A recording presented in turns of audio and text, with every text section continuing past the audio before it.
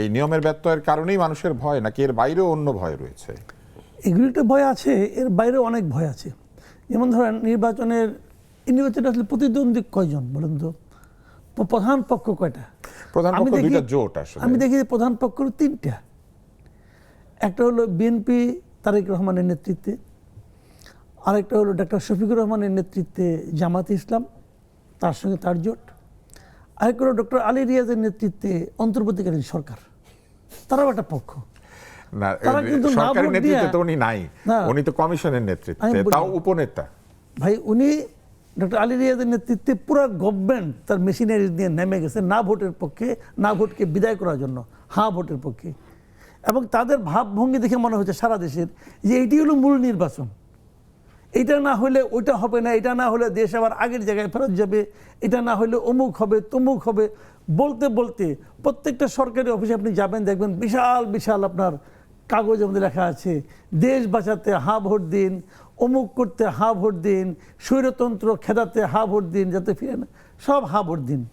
আজকে আপনি দেখছেন, কালের কণ্ঠ পত্রিকা দেখেন, আজকে একজন নির্বাচন কমিশনার বলেছেন যে সরকারি কর্মকর্তা কর্মচারীরা যদি নির্বাচনে হা ভোটের পক্ষে অথবা না ভোটের পক্ষে কিছু বলে এটা দণ্ডনীয় অপরাধ। হ্যাঁ, সেটাই আমরা জানি। এবং সেই দণ্ডের পরিমাণ উনি না, নির্বাচন কমিশন নিজে বলেছেন। আমি আপনি আমাদের কথা একটু মূল্য আছে নাকি? জানি আর কি, কিন্তু যারা নির্বাচনটা পরিচালনা করতেছে উনি বলতেছেন এটা হলে পরে ন্যূনতম 1 বছরের কারাদণ্ড, তাহলে তো সর্বোচ্চ 5 বছরের কারাদণ্ড। দেশের প্রায় অধিকাংশ লোক কারাদণ্ড, সব লোক কারাদণ্ড হবে, সব বেআইনি, সব লোকের কারাদণ্ড হবে তো। এবং তারও চেয়ে বড় কথা এই কারাদণ্ডের বাইরে এই যে কাজটা করতে যত টাকা খরচ হয়েছে, আমার তো মনে হয় আলী রিয়াজ সাহেবকে এখনই আটকাইতে হবে, টাকাগুলি দিয়ে যাও। তুমি জনগণের যে পরিমাণ টাকা একটা ভুয়া একটা থিওরি দিয়া তুমি এটাকে ব্যয় করাইলা, সে বলে 47টা দেশে গণভোট এইভাবে হয়েছে। আরে ভাই 47 কোনো 547 যদি হয় ওটা তো আমার জন্য প্রযোজ্য না। আমার জন্য প্রযোজ্য আমার দেশের আরপিও কি বলে। অনেক দেশে তো মৃত্যুদণ্ড নাই, তো আমার দেশে তো মৃত্যুদণ্ড আছে।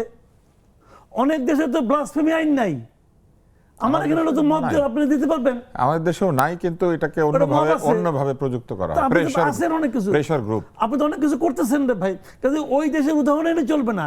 এই দেশের আইন কি বলে এটা চলবে। উনি এই নরমাল আইনই বুঝেন না, উনি গেছে সংবিধান পরিবর্তন করতে। বুঝেন আপনি ভাই, কই আছেন আপনি? গায়ের জোরে করতেছে। তো এখন নির্বাচনে সেও একটা পক্ষ, এই পক্ষ নিয়ে বড় ভয়ে আছি। কি আর আমি ইলেকশন কমিশনকে বলি যে কথাটা আপনি আজকে বললেন এটা শুরুর দিন বললেন না কেন?